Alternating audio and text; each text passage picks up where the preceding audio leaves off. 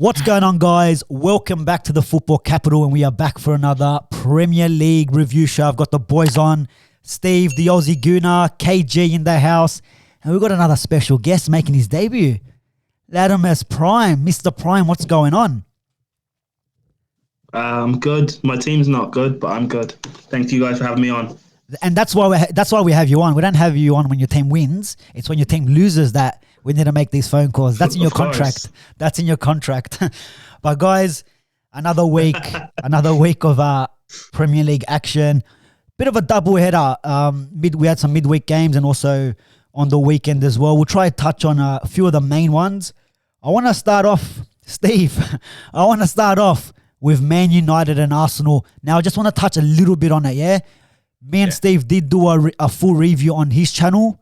So if you guys want to go check that out, check the whole thing. We broke it down pretty well on what we thought about the game. Go over to Steve's channel and make sure you watch that video.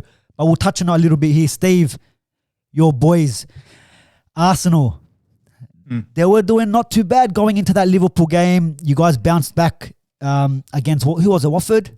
No. Who'd you guys beat? Newcastle. Newcastle, that's right.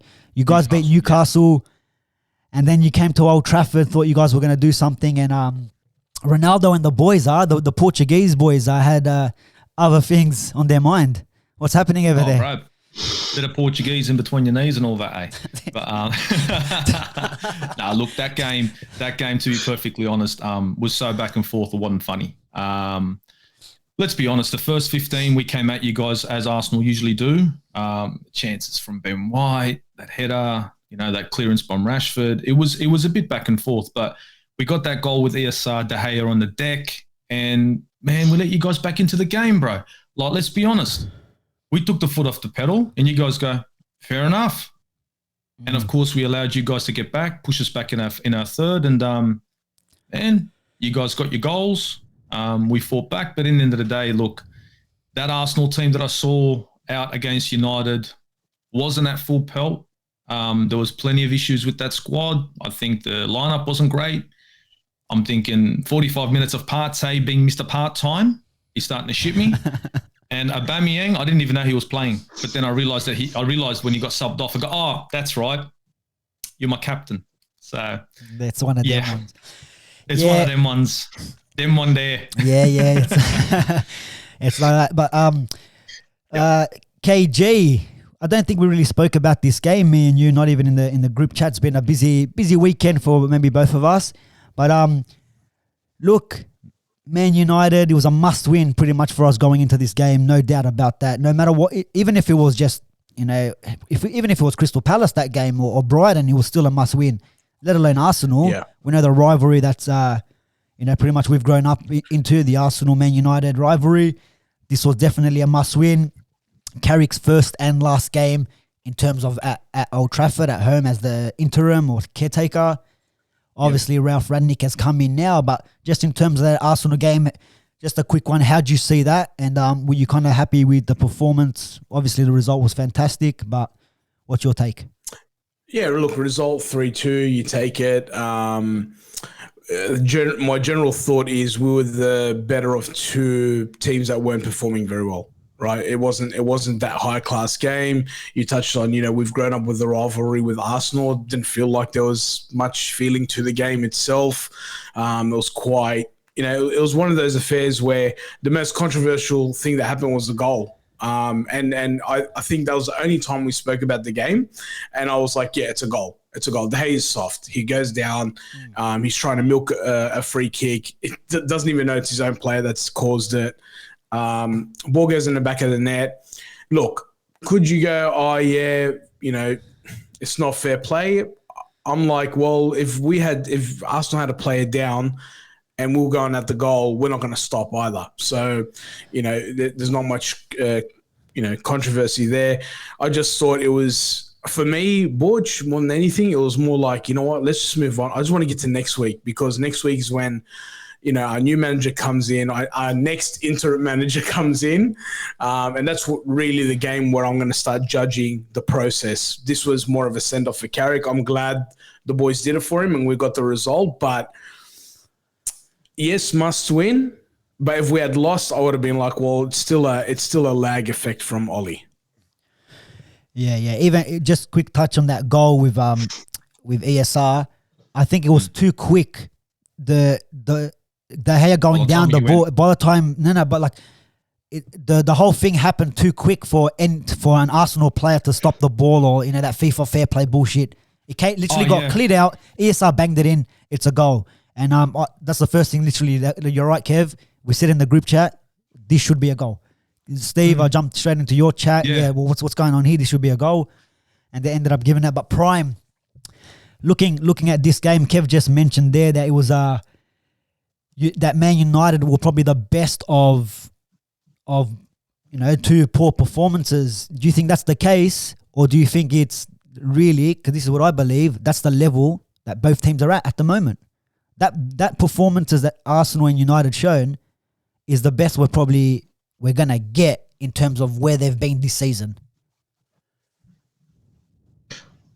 No, I don't. Well, I think you mean thus far, yes, but I think United that's what I'm saying. Get better. Yeah, I'm saying so far this season, that kind of performance so both for both teams. So far this season, then that is the best of those two teams.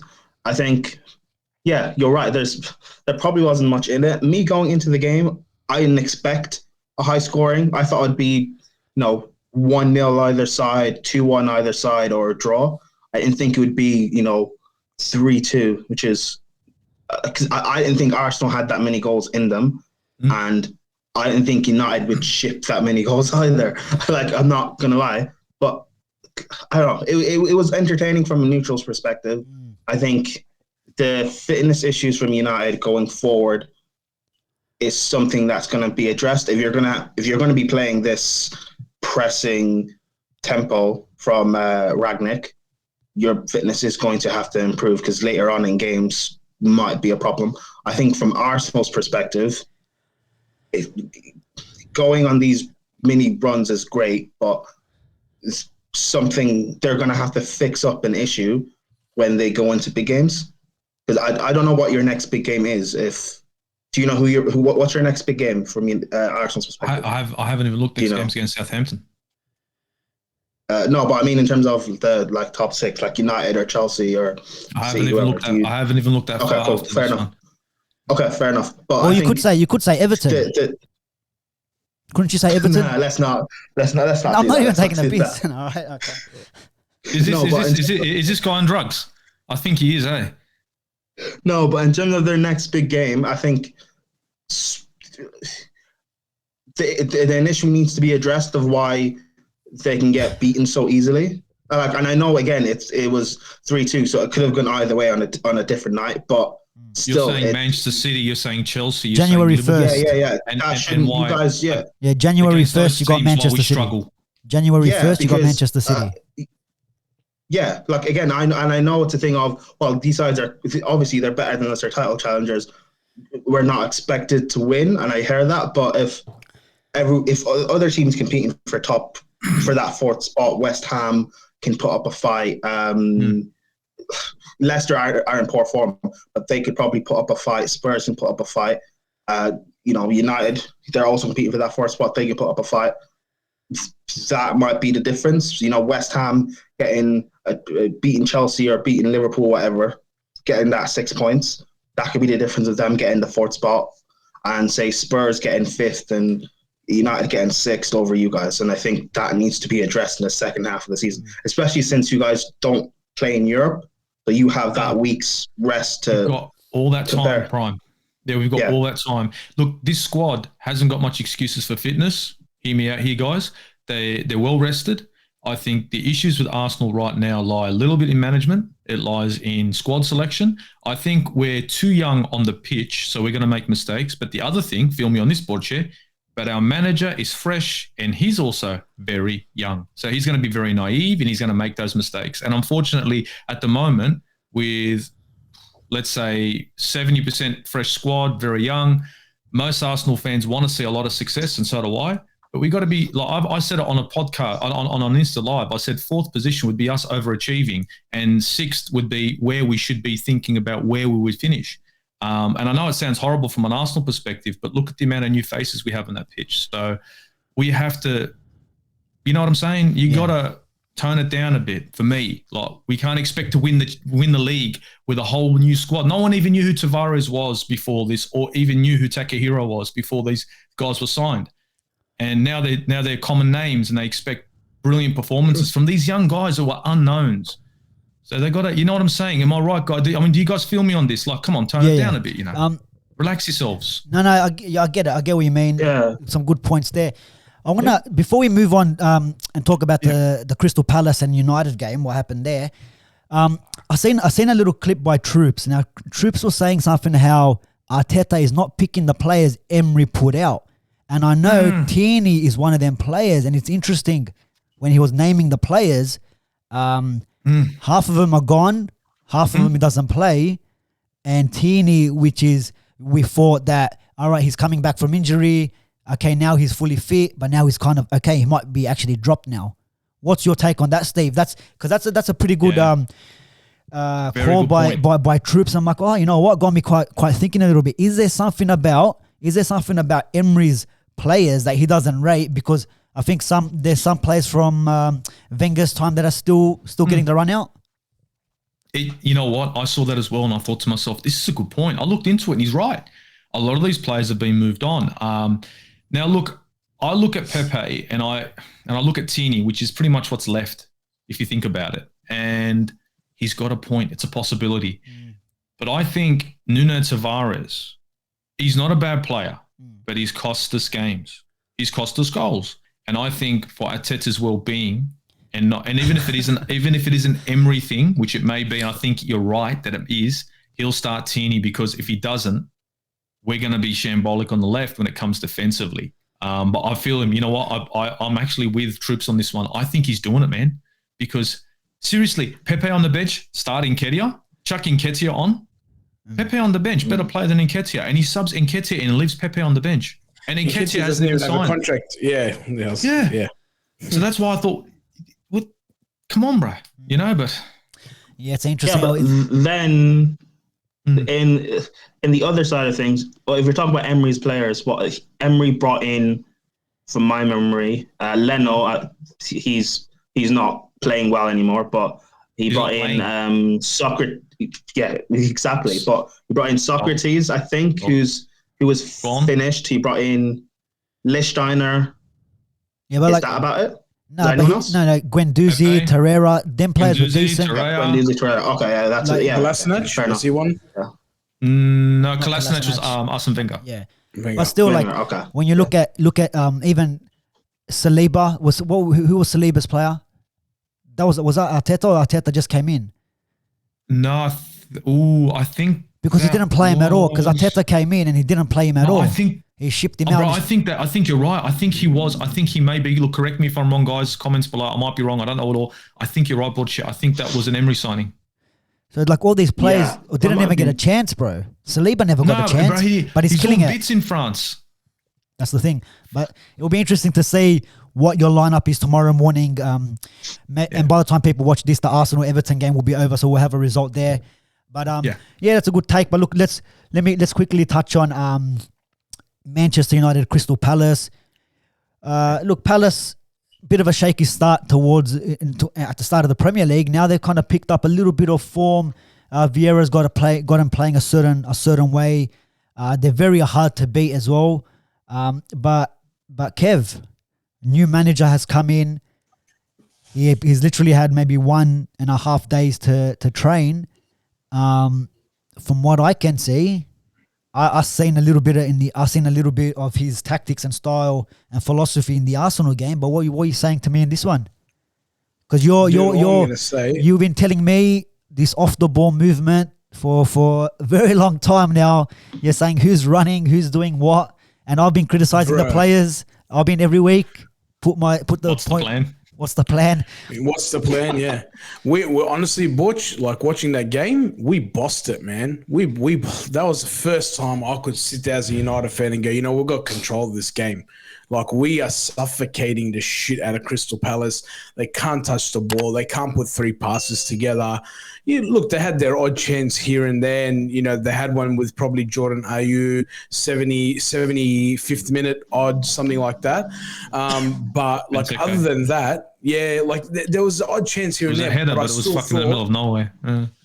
Correct. And I still thought, regardless of what happens here, the goal is coming. It wasn't like, oh, we don't look like scoring. We were like, shit, it's just a matter of time until, and I've said this a million times in the last week alone, the longer you leave teams at 0-0, the more they get into the game, and there's more of a chance that the result might not go your way. But I never felt like that in this match. In this match, the ball movement, the player movement, the passing was crisp. And even when we lost it, we'd go and get it back.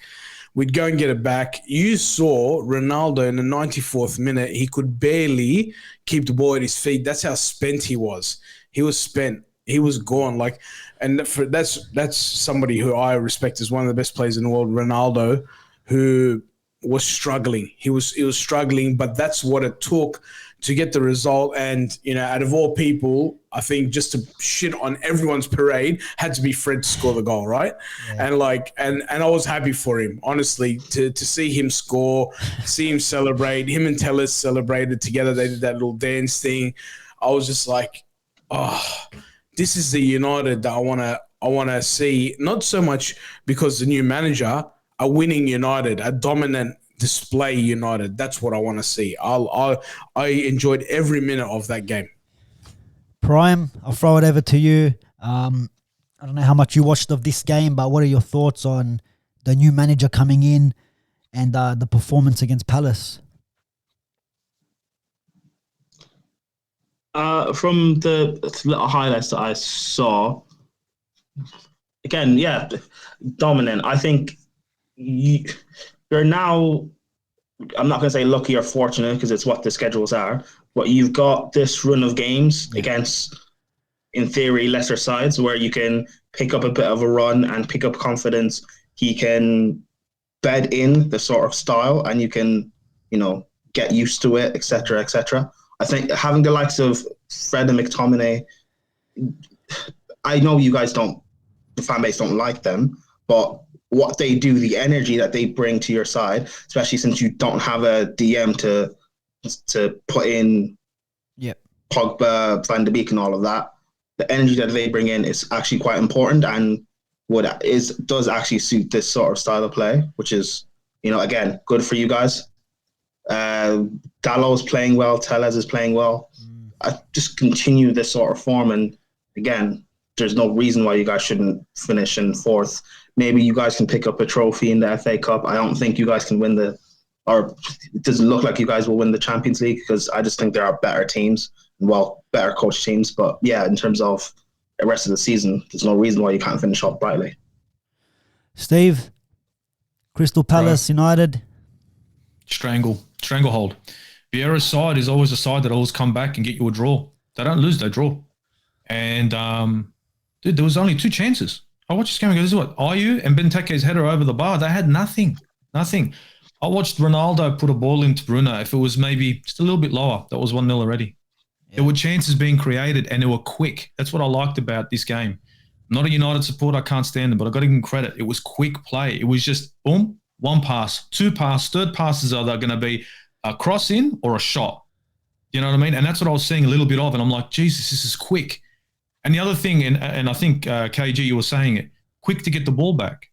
They'll get the ball back and try and start a counter-attack. And it's like all of a sudden you swarm the player, give me the ball, and you're hitting them. Like they've just shifted. It's like you're hitting them on a counter and they're off guard.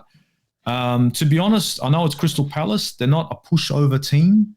But if you're a United supporter, and this is your manager's first game to see a football like that, especially from what I've seen from you guys this season, you guys should be excited because in the next upcoming months, if that's how he's starting, imagine where he's finishing with a squad like yours. I've always said it. You guys have got the players.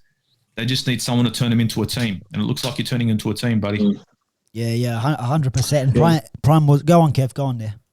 I was just going to say, I just wanted to touch on one thing. Probably Sancho's best game in a United shirt, I think. I think the way he was running at the defense, or the way he was running at Palace, creating chances, dropping off the ball and stuff like that, you saw the influence he had on the game. So maybe not so much, he didn't get a goal, he didn't get an assist, but just his involvement, I was like, man, finally, like, unleash the beast. Like, he's going to come good. Yeah, 100%. I had a few people in my DMs talking to me about... Hey?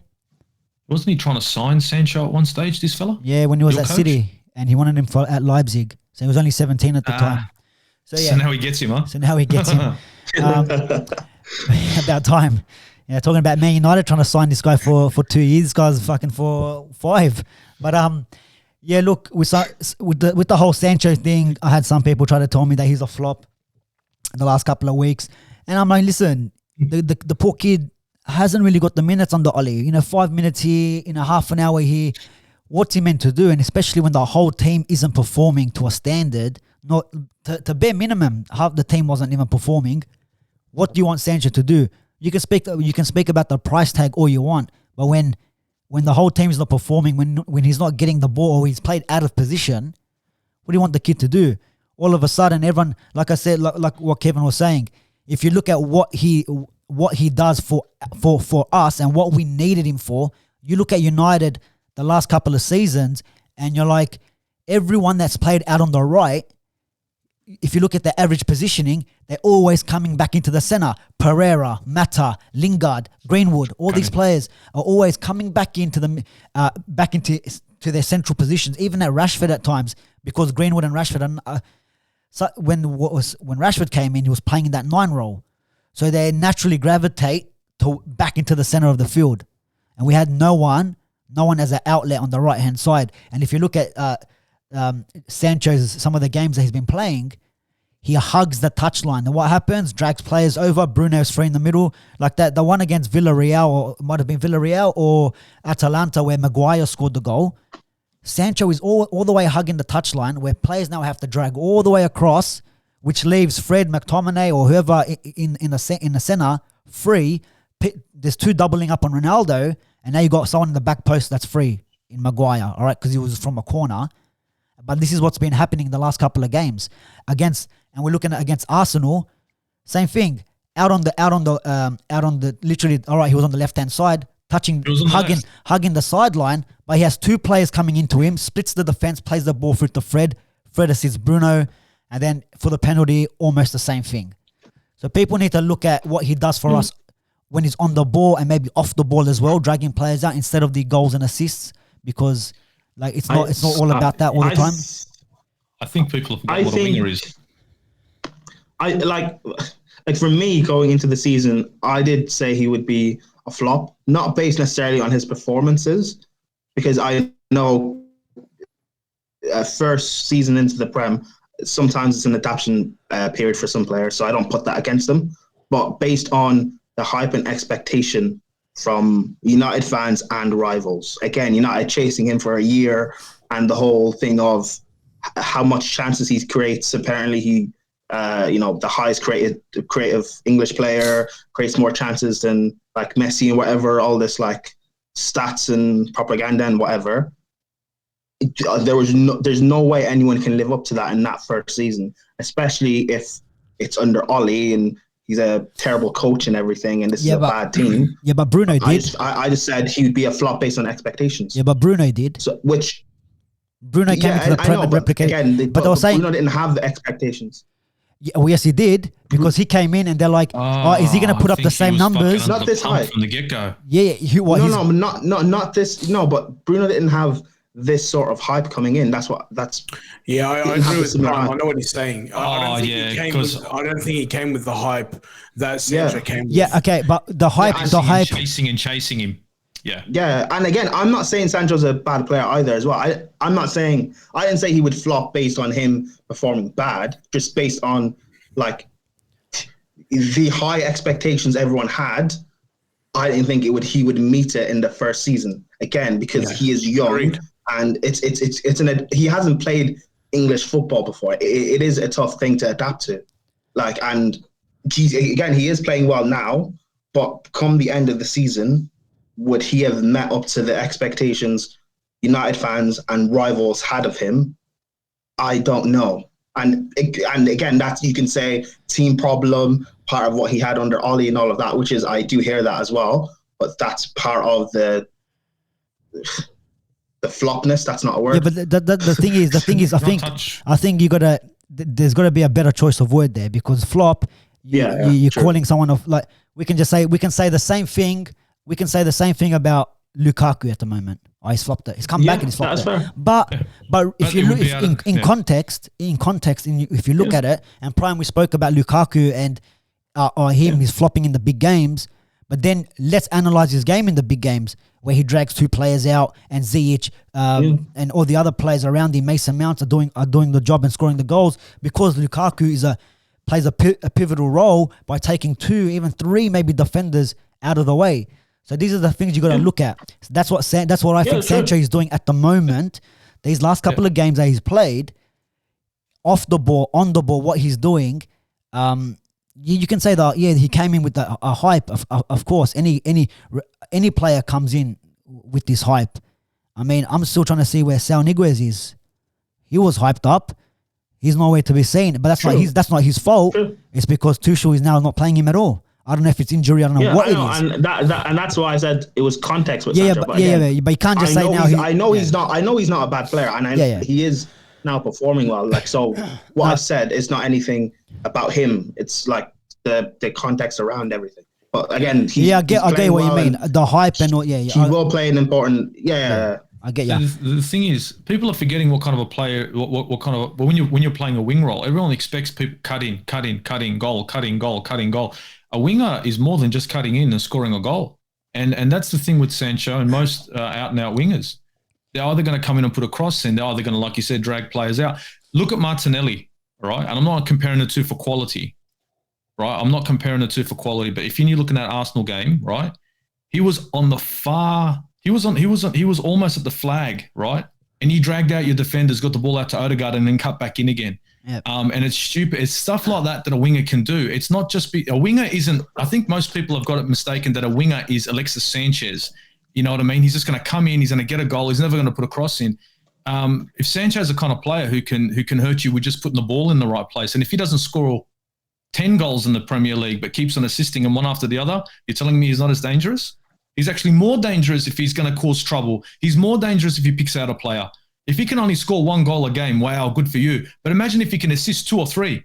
I don't need him to score goals. You just keep doing your thing, bro. That's what Man United fans have to realize, that it's not about how many goals you score. It's about how much you get involved. And right now, Sancho, even in the wrong position, and I know you said he wasn't performing well in the wrong position, he was actually fucking performing half decent in the wrong position.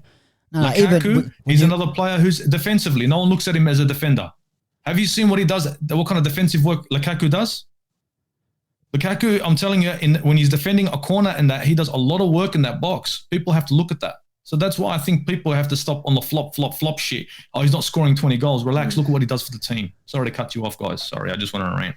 I hate shit like that. He's calling out Prime. If you see a good player, don't chop him up. But yeah, look, we'll leave that for a second. We'll kind of move on. But before we do, I just wanted to touch on what you were saying with United winning the ball back. And I seen that in the Arsenal game. If you look at the goals that we scored against Arsenal, we won the ball within 6 or 7 seconds and we scored, or we got a shot away within 10. The goals that we scored with Ronaldo, we scored in the 6 seconds that we had the ball. The one with Bruno's goal, we had about maybe 5 to 6 seconds after we won the ball. We scored a goal, and then there was times when we won the ball back, and within 10 seconds, Maguire is shooting. Maguire is that far up the field, linking up play, and he's, all right, 10 seconds, let's take a shot on. For whatever reason, we can see that's happened, and that's happened at the same thing in the Crystal Palace game. Get the ball, win the ball back within 10 seconds after we win the ball back, get a shot off. And that's what we were seeing. And you're seeing it with that goal by Fred. We've got the ball back, quick transition, straight to down to Greenwood. It was lively when he came on. And Fred found his passport, and he was actually Brazilian, and he put that top corner with his weaker foot. But look, it's going to be interesting to see what United do in the next couple of games. All I got to say is to the United fans, don't get too gassed, don't get too excited, because the job is not done. these guys, these owners, still need to appoint the right manager. And from what I'm hearing, is that Ralf Rangnick has a say on who the next guy that's going to come in. He has. If that's true, then thank God. But then when Ralph Hasenhüttl gets thrown into that hat, no one get upset, yeah, because they're mates, right? So don't get upset when Ralph from Southampton gets linked to the job. But as long as the Glazers and the owners are not appointing the next manager, we just got to be careful that, because the job's not done. We don't know who the next guy is. Ralph can implement all this philosophy, then they get Simeone. So it's a different style. Like, I'm not saying it's him, but someone like a Conte style of play, where all the work that Ralph is going to put in gets wiped out now, and we got to start again. So let's not get too excited, and let's just get happy. Let's be happy with the game that we've seen. And that's the case for the season as well, Borch. Just because we got this result against Palace doesn't mean he did it in a day and a half. Doesn't mean anything really. So don't get too excited. It was just nice to see such a display. Yeah. So I'm booking the bus again. Yeah. Put my deposit back. I thought you kept it. Yeah. The open bus parade is happening, lads. So the bus is booked again. But look, let's move on. I wanna touch on Chelsea. Chelsea, what's going on, Prime? You went down to the London Stadium. You got touched up once again. Didn't you guys lose there last year? They keep doing a job on you, this West Ham. What's happening, Moisey? East versus West Ham. Yeah, it's one of them. What was that? 2 wins in 5. 2 wins in 5. You couldn't beat we lost to the best team in London. It happens. It happens. It happens, eh? Yeah. No, I don't know. I don't know. It was come down there now and sort this shit out. I do it. you got the North London and you got South down there, mate. Down there and fix this all. You just try and make sure you run North London first before you try and speak to the rest of us. Oh, buddy, I don't need to fucking run it, man. I can come knock on your door and scare the shit out of you, son. I'll sort that out. People don't want to know. But you don't want to know me. Trust me, it's not good. But the game. I know. I guess I put it down to injuries, maybe. like Jorginho's played so many games in succession, and the thing with him is when he plays so much, he tends to burn out, and once he's burnt out, he loses focus, and he tends to play that sloppy pass that he normally doesn't, because on a different day he hits that ball perfectly back to Mendy, and that's not a problem. We don't concede from that. The Masuaku one, it's a cross. On a different day, he crosses it in, and we deal with it. We've got to give credit to West Ham, but we didn't play that well either. We are missing Kante, who is still out injured. We're missing Kovacic, who is still out injured. We need to improve on our left wing back, as Chilwell's out for the rest of the season, it looks like, or at least until January. But even with all of that, we're still amongst it in the title race. And it's just the narrative spin all of a sudden, because we've lost and then Liverpool are top, and this whole thing of, Liverpool are doing exactly what they did when they won the league 2 seasons ago, when they just about won it in the dying embers. But if next week they lose and say City are top, people will switch the narrative again and say, City champions mentality, they're going about it silently. Or if Chelsea go top next week back again, people will say, this is what champions do. You bounce back from a loss. This whole flip-flop narrative thing people want to do. It's just like, look, again, it is what it is. From a me perspective, I think, because we have to go to the Club World Cup in a couple of months, I think going there and winning that could massively help us in that title race, give us a bit of a boost towards the end of it, because this is something that Chelsea have done in the past. Win the first trophy available mid-season, which for us has usually been the Carabao Cup, and use that as a boost to get over the line in the title race. I think winning the Club World Cup could massively do that for us. Yeah, Kev. What's your take there, West Ham? Let me touch on it. Like we're so He wants to touch on it. all I want to say is I still think Chelsea are the goods. All right, Chelsea are still the goods. We've always spoken about their squad depth, the rotation that Tuchel has. I just think, similar to what Prime said, they've got a few injuries, so the rotation isn't quite working. Players are getting tired. It's going to be a congested fixture list for a while. Maybe the Club World Cup may pay dividends for them, but there is still very little doubt in my mind that they're not the team to beat, and very closely followed by the Man Cities and Liverpools. But I still think Chelsea, whilst they're not sitting on top of the ladder at the moment, they're the team that I'm probably most scared of, because I think they've got the consistency. Should things go back to normal, they've had a bit of a patch. But should things go back to normal, I think they're going to be the most consistent team in the league. Because while City's been picking up results, I don't know, something about them and the whole Crystal Palace game, I think other teams are going to work them out. Better teams are going to work them out. So I'm not quite, convinced about them. And Liverpool the other day struggled against Wolves, although they had that, they had that game, they had that result that was mimicking 2 seasons ago, where they just pick up a winner in the 99th minute of added time. I just think, again, from this match, and pay respect to West Ham, right? They've picked up 2 massive scalps in the last month, Liverpool and Chelsea. So they're not a team where you can just brush off. We could have probably said that 5-6 weeks ago, but now it's definitely not the case. And I think, this match, I think 2-2 would have been a fair result, but that's football for you, right? A cross-turn shot goes in. Mendy, one of the best goalkeepers in England. The fact that Chelsea had only conceded 3 goals so far before this match, and then they concede 3 in one match in the Premier League, tells you something, right? They're still going to be the team to beat. They're still going to be the team to beat. I'm confident of it. And for once, it was an off. I think it was an off day against an opponent who probably haven't been shown as much respect as they deserve. Yeah, I don't know. Would you really say it was an off day for Chelsea though? I mean, they got the 3rd best player in the world, Jorginho, apparently, in the squad. So there should be. It's not apparently. He's the 3rd best player in the world. Well, it's debatable. It's debatable. It is, but it's one of them. Look, so respect to Jorginho, but he made a mistake, right? And Mendy should have just cleared it first time, right?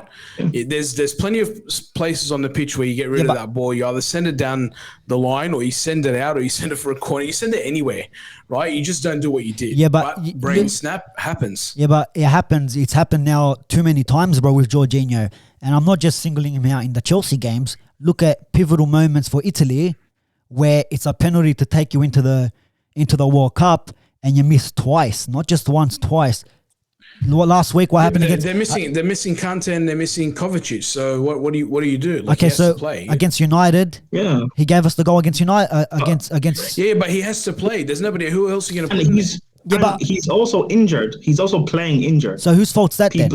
So Tuchel out. No. Steve, do you want Tuchel? We can get you. No, we can get you. We're not doing. No, 6 goals. We conceded 6 in a game. Steve, do you want a manager? It's the fault of the fact of Kante's injury prone.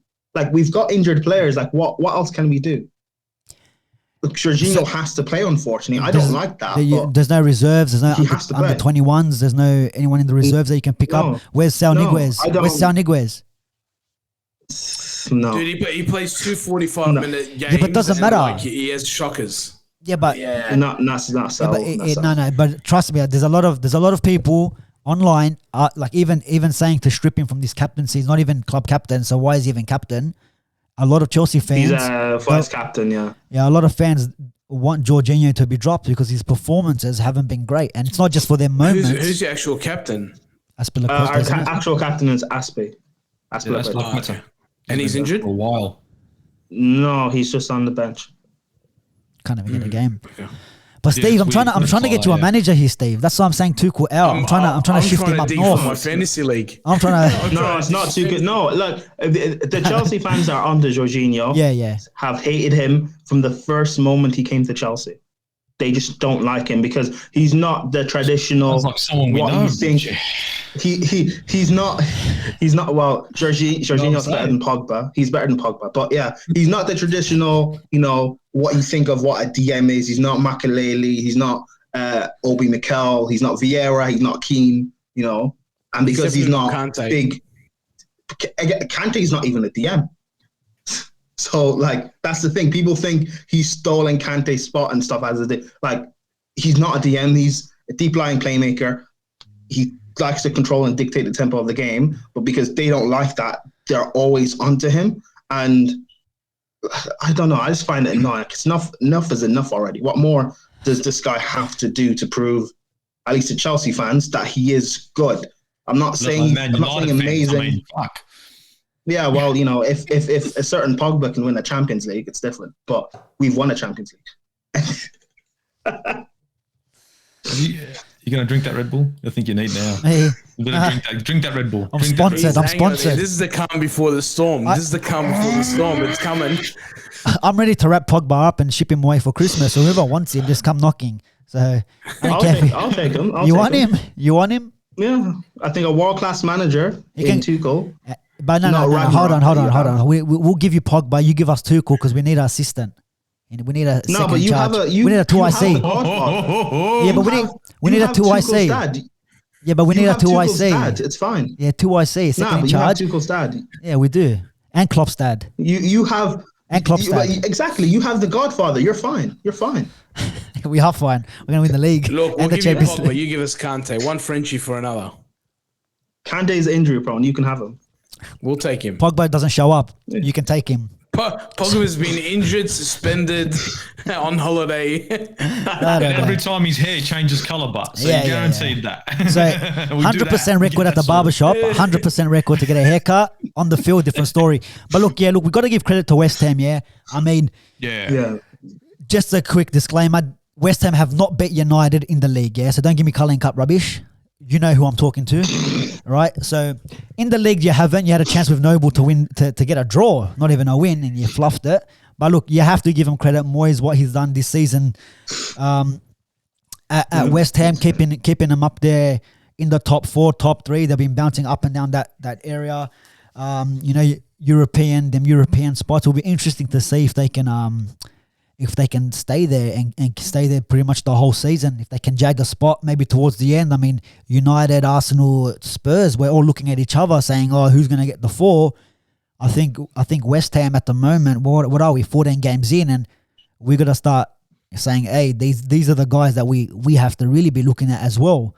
As well as because Leicester has kind of dropped off massively since last season. I don't know what's going on over there. But they've dropped up and down. Yeah, up and down. They've dropped heaps this season. Madison's out of form. Madison's been scoring though. It's just the rest of them that are letting him down. You can't say Madison. I was trying to egg on Steve. No, Madison's playing. I tell you, Steve. I tell you why Madison's playing good now, because he's playing for the Arsenal role. He wants that signing. He's playing for a contract. You don't like Madison. I hate him. I told him he's better than ESR and I just hate him with a passion. I hate he's easier to hit the deck, and I hate a player who just like a Salah. You sneeze, I'm diving. I hate players like that. I don't care how many goals they get. I hate that, right? And that's one of the main reasons I hate Madison. The other thing is the hype. The hype. He plays shit. He's in great form. The fuck are you looking at? He's not playing good. He's only just started, right? And he's back in form. He's in wonderful form. All right, we'll see. Checker. We'll see. I agree. He is overrated. I agree. But he's better than ESR. Better than ESR and Odegaard. Fuck off! He's better than ESR. And Odegaard. Fuck off! He's better than ESR. Together. ESR is also overrated, so it doesn't really matter. ESR ain't overrated. ESR's better than Madison. And okay, Odegaard right now not having a great season. Madison's in better form than Odegaard right now, and I'll say that right now. Yeah, but like they're. But when Madison comes into your squad, it probably changes it, a little bit. You know what I'm saying? Yeah, because you know what happens then? Then the players will be hydrated. He'll be handing out the water. Perfect. No one gets tired. So he'll be a player of the season. Boy. Ballon d'Or candidate there. But look, Chelsea intro. Who do you guys got next? Prime? I'm not sure. Not Have a sure. look, see. Not sure. What's going on, Prime? They got leads. They got leads. I get it. When you win Leeds. when you win right, 2 and fuck. 5, when you win 2 and 5, you kind of lose interest. I get that. Arsenal, Chelsea, Liverpool all play 2 o'clock. Oh well, 2 I can't o'clock. believe Prime forgot that they were playing Leeds. I mean, that's where he started, isn't it, Borche? That's where he started. So that's both of his teams. Bro, I can't believe. How could you forget Leeds home? Yeah, How could you forget it? Home is where the heart is. Isn't that where all Chelsea fans came from? They're gonna check it. When you win 2 Champions Leagues, it's easy to forget. So you wouldn't understand that.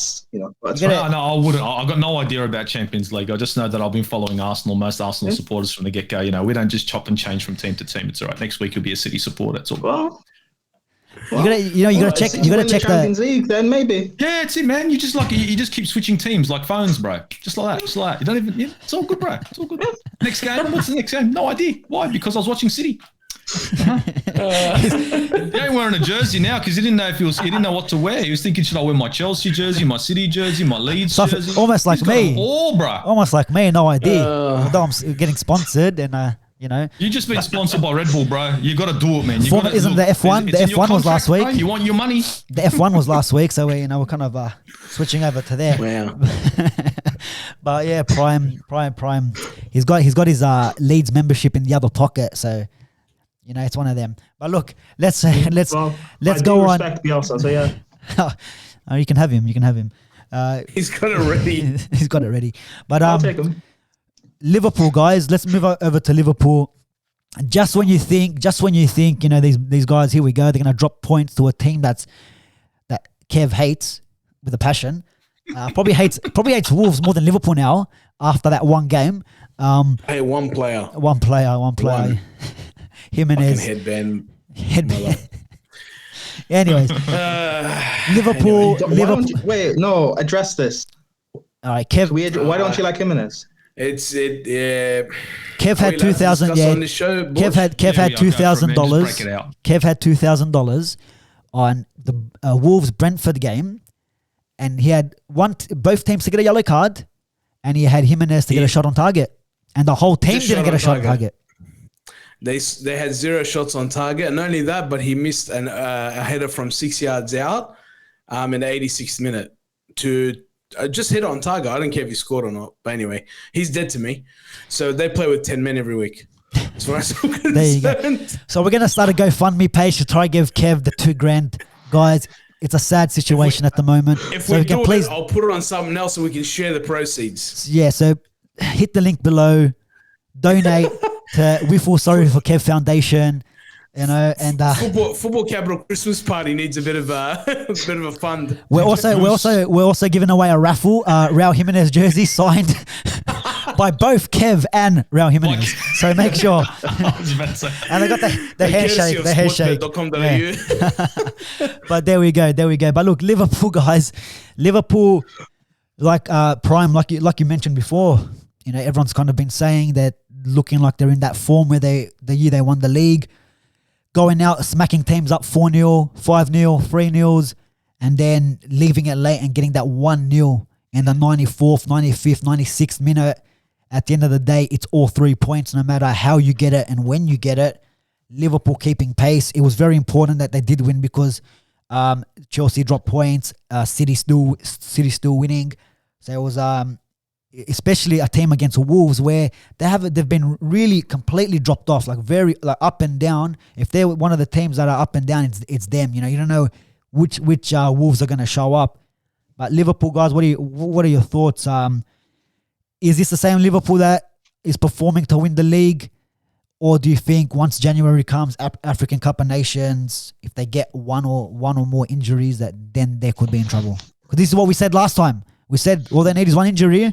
And they never did. So, whoever wants to jump in, I'm gonna jump in. Look, it's a 1-0. They got the 3 points. They got the job done. But look, it's always going to be that question. One injury.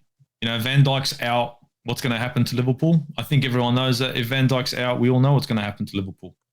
If and when it happens, we never know. African Cup of Nations, of course, you're going to lose. They're going to lose pretty much most of their firepower. And again, one injury, who comes in? But we got to give credit to Liverpool right now.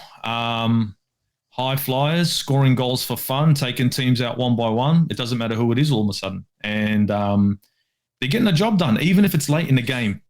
Now, I know it's Wolves, but it's still late in the game. They got the 3 points.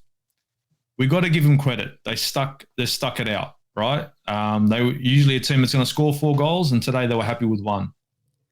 I hate to say it, bro, but you know what? They're not out of this race. They're not out of this race. Who picked them not to win? No one. No one was going to pick. No one would pick that for them to. No, everyone was going to pick that at least a 2-0 or a 3-0, and they had their chances. They just weren't clinical. I mean, even Chelsea in that game, they had chances. But they had an off game. Havertz header, off game. There was these teams are going to have these problems. United, Arsenal, all going to have these problems. Did we see the guy they're claiming is the best Portuguese player in the league, Jota? Does he want a better? Was phenomenal, bro. Not the header. It was right on, bro. Not the header. That was not good, the bro. No, not the header. The shot. Nah, the goal. The goal. No, bro. What do you mean, bro? He got that. He was aiming for the guy's nads. What are you talking about, bro? Oh well. That case, it was terrible. It was terrible. Yeah, it was open goal. It was. Yeah. Yeah, like you said, open goal, meaning the keeper's not there. It was 2 players, dude. You go to either corner, it's a goal. Yeah. I guess, again, back to the point, as long as it's 0-0, anything can happen. But I'm not gonna lie, this game I was watching, but I was nodding off. I woke up to it's Origi, and I'm like, you gotta be fucking kidding me. And I look, and it's 94 minutes. I'm like, yeah, okay, this is Liverpool from 2 years ago. That's how I felt. Prime, are you worried? Are you worried about Liverpool this season, Prime? No. Look, once injuries hit, they'll fall apart. I'm not worried about them at all. Yeah, but what about if injuries don't come? Man City, so not only threat. He's like, nah, not Liverpool. Bro, he's got the hoodie on. All he needs is a belly, and he's saying, no, I'm not worried about them. Chelsea, not worried because you got plans, bro. You got the hoodie on, you get the belly on. What are you going to injuries? How? What? Huh? What are you doing, worried. Bro? You got plans. But Liverpool lose players to African Cup. Do Chelsea have the same impact? Do they lose that many? No. Prime? Sorry, I didn't hear that. What was that? Did Chelsea lose the same amount of players for African Cup? Sorry, I don't know. How many players do Chelsea lose for the African Cup?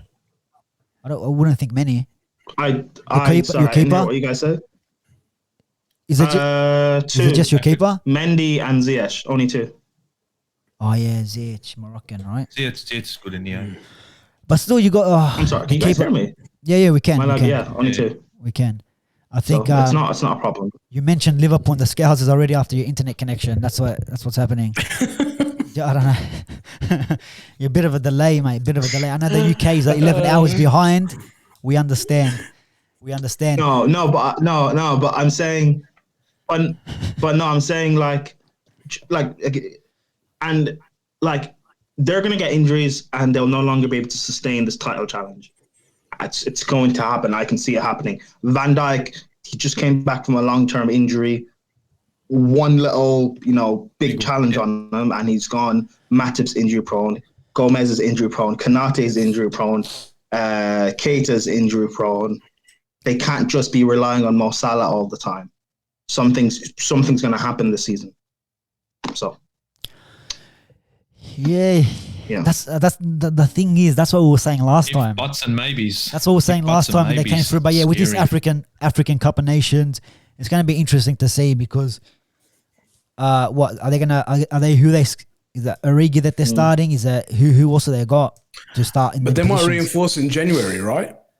Will they? That's the thing. Will they? Because last time when they had so many injuries, bro, are you mad? That doesn't happen. The Boston Red Sox aren't going to give them 10 cents to invest. You're dreaming. Any Liverpool fan out there, you know that there's not going to be any investment. No way. Not even in a forward player in terms of running. Lost Firmino. Running dry, bro. Running dry. Now, Firmino should be coming back apparently around this time. Late in the year, he's supposed to be ready to rumble. I'm just going to fix my fantasy Premier League team then. I'll just because he's definitely starting in the case of Salah and Mane are gone. Yeah, well, we don't know. I know they're definitely. I don't know about their spending in January, but Liverpool never really spent, even when they had the massive injury list last season. They didn't spend anyone. They let the whole season go, but the whole season and they needed defenders. They didn't want to buy one bloody defender. Yeah, and they got Thiago. Not because of the players. Yeah, they got Thiago. That's injury prone as well. What they're going to rely on Henderson possibly. They're calling him a world class player, so Ox. But yeah, look, it'll be interesting. Also, just to wrap up, probably like the best team in North London, Spurs are up there now. They got Conte in charge. Look at him go. I'm just going to keep this up there for you, just so you don't forget. Yeah. Is that all? Yeah, bro. That's it. See that you had it that high. The way Arsenal dropped, you dropped it that quick down the table. Where do you want it? Where you just tell me where you want it? Tell me where you want it. It's coming. Where you want it, bro? You just tell me where you want it. I can drive 10 minutes up the road. North London derby. End of Jan. When's the next End of Jan. Oh no, mid-Jan. I think it's mid-January. End of Jan. Wow. Okay. They got on the 17th, Nice. 17th or 16th. They got City 1st of Jan, and then the next big game, if you want to call it. Fuck you. Well, is it a big game to you? Is Spurs a big game to you, or what? I don't know. You're telling me it's a North London derby. It's a North London derby. They're not on my radar, but we're going to win it. Yeah, okay, because I don't know, because it's the Merseyside derby, North London derby, they're the deadest derby. So I don't know what's a big game to you guys. So every derby's dead now, is it? All right, no, cool. just the Merseyside and North London. Oh yeah, and what other derbies are there again? What are you going to talk about next? MK Dons and Wimbledon. That's probably better than Liverpool and Everton. Yeah, 100%. But you're putting money on that one. Putting money on that one. But boys, just quickly touching on Spurs. Anyone worried about Spurs? I wouldn't say Prime's. He's not looking at him. But in terms of Arsenal, Man United, any West Ham fans in the comments, let us know. Is Spurs going to be someone to worry about now with Conte in? Once he gets his style together. I mean, yesterday's game, I know it was only Norwich, but they took their goals well. Some cracking goals there too. Are we going to see a better Spurs in the next couple of weeks towards Christmas and start a new year, or do you think it's just they don't have the players and they won't be good enough to make that top four? Who's having at it? Oh, I'll have a go first. Steve's I think it's too early to tell. Steve's ready to throw rockets, but no, I'm just gonna say I think it's a little bit too early to tell because, and the only reason I say this is because we haven't seen the vintage Harry Kane, right? Is this team? Are they? There's a couple of things about Harry Kane. One, would Tottenham get the money if they choose to let him go now, right, and get somebody else? Probably not. Is anyone going to fork out the money that Levy wants? That's going to be difficult. If he doesn't start firing, do they look for another option? So I think there's a couple of things that are really dependent on Harry Kane. For God's sake, Fred has more goals than Harry Kane in the Premier League right now, right? So there's issues there. There's something that they need to address. So how does Conte get the best out of Harry Kane? Without Harry Kane firing, I don't think it's going to be sustainable for them to end up in the top four, even in the top five, potentially not even in the top six. It's really reliant on them having goals through that avenue, through that channel. I know that Lucas Moura scored. Yes, there was a cracker goal. And again, like you just don't get that same Tottenham feel about their forward players. Like even Son hasn't had the greatest season. Kane hasn't had an influential season. They don't seem like the Tottenham Hotspur of a couple of years ago where they finished second in the league. So right now, jury's not out. I think it's going to take a little bit of time, and whether or not they're going to be able to do it over a long period of time, we'll just have to wait and see. But what I will say is that Conte's starting to sort out what the 11's supposed to look like every week. He's landing it a lot closer. Steve, what are your thoughts, Spurs, the rivals? I agree with him. They are looking that they are in better shape, and that's calling a spade a spade. They're in better shape. Conte's trying to clean them up a little bit. I mean, Spurs fans are jumping for joy now. Yes, you guys have won a few games. Yes, they're easy games. You are looking better on the pitch, but it needs more time. Yeah, Harry Kane not firing, that should be a worry. That should still be a massive worry. Everyone knows that's their avenue for goals. I mean, I know they're getting goals left, right, and centre, but against lesser teams. So when they start facing the better teams like the West Hams, like the Uniteds, even the Arsenals, Are they going to be able to get those goals through? Yay or nay? We don't know. I think it's going to be, it's going to take another 3 or 4 games, or at least 4 games, for us to see what Tottenham are actually about, and if they're going to be able to sustain the challenge for 4th. I think right now it is too early to say, and I guess we're going to have to find out. But you can't say that Conte hasn't improved that team. He has so far. Do you guys reckon they will let go of Kane in January? Is it a possibility? Do you reckon it could be? Maybe it won't let him go, but you reckon it's going to be it's back on the cards, a possibility that, you know what? He'll go on the market and nobody will be able to afford him at the price that they want. You see, now I feel you on that, but that's the end of him, because then when they don't, after this, he goes on a free. Am I right? Am I right to believe that he'll go on a free? No, he's still got 3 years. Still got 3 years. Yeah, he's tied down. That's the thing. Now, he's tied down. Oh, so no. See, this is the problem here. He's hostage now. He's hostage. Isn't this like the Modric situation they had, where they left him on the bench and they freaking tied him up and shit? Yeah, it's the same shit. See, this is the thing with Tottenham, right? You got a player, if he's not firing, he's not there, we're going to put a massive price tag on him. Isn't it better to get some money than get nothing? You know what I'm saying? Like, are they thinking, he's going to start scoring goals and then we'll... Yeah, because it's going to cost them. It'll cost them like, imagine having a striker, Aubameyang, who's not firing but starting anyway. So you're out there with almost 10 men every time.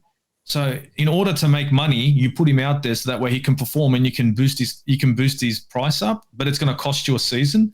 What kind of, it's a bit silly. Like, you're going to squander a Premier League season so you can get more money for Kane. Flip him now. Make your plans. Get your next player in. See you later. Get it done, son. We thought it was done 6 months ago. Just get it done now. Everyone thought he was going to be a Man City player come start of the season. Oh, not everyone. Majority of people. He's done. He's done as a Spurs player, I think. I don't think you're going to get the same kind of player that you got out of him in previous seasons. And he's done a lot for that club. Like from as a striker, with the exception of this season, you could, like, anybody would be chomping at the bits to go get Harry Kane. Right, chomping at the bits, and there wouldn't be very many strikers in the league now even that are better than him, even though he's not in form. So what he's done for Tottenham, I think if they can get some money for him, I think originally it was like 150 mil that they were talking, or whatever it was. Yeah, you're not going to get. I reckon you'll struggle to get half that. You think so? You'd be like, what, 70? Bro, you reckon right, 70 mil now? I don't. You'll be lucky to get 80 mil. For him. Very lucky. Steve, I'll take Dominic Calvert-Lewin before I take that mother. Steve, do you guys would ya? Yes, I would. I would. Yeah. No, I wouldn't. Not at United, I wouldn't. But I actually thought he was going to you guys. Sorry to cut you off, KG. When everyone's saying City, I'm saying I can see him at United. I just think he'd be more suited to your team. You know what I mean? That's what I thought. But not now. Now, fuck, you don't want him. He's Deadwood. You got Ronaldo. Yeah, I mean, he's still got time to turn around. But who's going to give him that opportunity, and who's going to pay out? Who's going to pay him out for it? Yeah, that's the main thing. That's the main thing. There, he's put his hand up over there. Chelsea want Kane. Okay, cool. Yeah. I wanted Harry Kane. Also, he was the guy I wanted over Lukaku. So I'm sure you wanted him. You wanted him back. Would you pay 150 mil? Brian? 150 mil? He's not worth 100. He's not worth 150 mil. The way Spurs fans spoke about him in the summer, saying, he doesn't turn up in big games, he's not reliable, he's injury prone, he's then not worth 150 mil. What do you reckon? I don't know. So Chelsea fans were having this discussion after the West Ham game, saying, would they do a swap deal, Lukaku for Kane? Because Conte can get the best out of Lukaku. And I think that might be a bit dangerous to do, because if we give Conte someone like Lukaku next season, I'm not saying they'll win the league, but that would be a dangerous combination to have. And I wouldn't want to be responsible for giving Spurs a league title potentially. So, would you actually do that? Were they actually serious? Like the Kane they're seeing now for a swap for Lukaku? Mm-hmm. No, it's not. But the Kane now, but the Kane now doesn't care about playing for Spurs. We're talking about the Kane we've seen over the previous seasons. But and the reverse of that is you've got a Lukaku who actually cares about playing for Chelsea, right? Yeah. Like, so why would you even dare swap? Yeah. True. I mean, I don't agree with it myself. It's shit. It's just, talk. and again, those are the same fans that just they wanted Haaland in the first place. They don't rate Lukaku anyway, so any chance they can have to Sling him. get onto him, they'll take. Yeah. Which is annoying. But. But and to be fair to Kane, like you can tell me it's San Marino and all these clubs, but for England, he does play. He does get the goals if he gets the service. I don't know what service he's getting at Spurs. He's just I don't see that he's not getting. He's still a great striker, Borch. He's still a great striker. I just think the whatever the environment, the culture was. It's that feeling's not there. Like I think when there was the whole Man City move on the cards, I think Son may have come out and said something. I can't remember what he said exactly, but there was some articles around, and I just think the harmony's not there.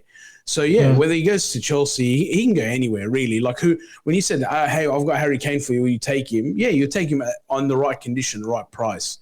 But I wouldn't be swapping Lukaku for him. I'll tell you that much. But you say, can he go anywhere? Can he go anywhere? Real Madrid, no. Bayern Munich, no. Barca don't have the money. Juve don't have the money. Inter don't have the money. But why can't he go there? Why can't he go to Barca? Why can't he go to Real Madrid? Why can't he go to Bayern? Barcelona don't have the money. Real Madrid have Benzema, who you can say is just as good, if not better. Bayern Munich have Lewandowski. Man United have Ronaldo. If Chelsea pick up Lewandowski, then why can't Harry Kane go there? Why would Chelsea? Go to Germany? Why would Chelsea get Lewandowski when we have a striker already that we spent 100 million on? I think because Werner might not be there for very long. Yeah, but it would mean Lewandowski and Lukaku wouldn't work together as a partnership. I don't see that either. Fair enough. And Werner might be going United. So it's not good news. If you give us from Rangnick. Yeah. But he's going to be playing next to Haaland. So Rangnick, come on. Wait. So Werner, Haaland, and Ronaldo. Wow. And Kimmich in the back there as well. No, this is pay 10 million for each one of them. And Greenwood and Rashford and Sancho and Bruno and Martial with his Ballon d'Or clause contract and Pogba. Hey, you're talking World Cup winners. Yeah. Look, FIFA, 100%. Ralph is playing FIFA. You never know what this guy can do. We'll see. But look, we'll wrap it up there, guys. Thanks for joining me on another show, another Premier League wrap up review. Steve, where can everyone find you? Where can everyone come and lose it at your channel? Look, you can find me in the streets of Western Sydney. Approach me and talk shit. See what happens. You want to see how many likes I'll get on YouTube for that video? No, I'm joking. You can find me on YouTube. You can find me on Insta. I'm either going to be sane or insane. It's either one. There's no grey area. Cheers, Borchef, having me on. I love being here, bro. Yeah. The Aussie Gooner in the building.